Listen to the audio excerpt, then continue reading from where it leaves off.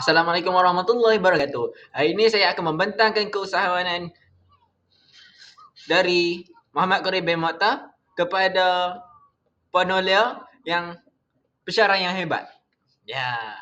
Selanjutnya, saya akan membentangkan pasal Facebook page. Ini Facebook page saya buat daripada Canva. Okey, seterusnya, ini saya meletakkan di Facebook saya. Ini nama page Facebook saya, Bako Cookies by Cory. Wow, sangat amazing kan? Wow.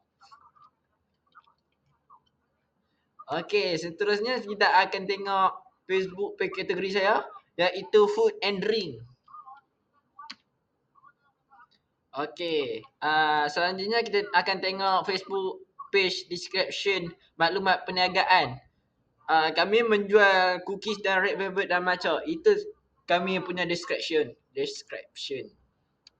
Okey, sini adalah konten dan copywriting. Ada 3 macam konten. Satu konten apa? Tak apa, seterusnya kita tengok ke seterusnya.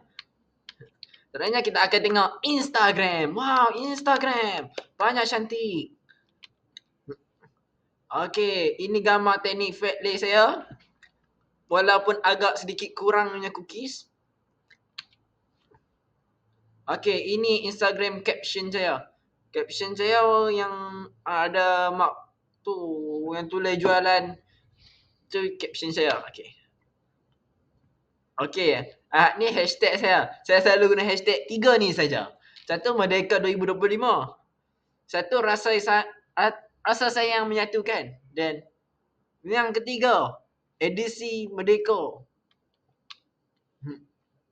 Okey, ini video Instagram saya. Saya bubuh video tapi saya screenshot je. Maklumlah, tak cukup ruang.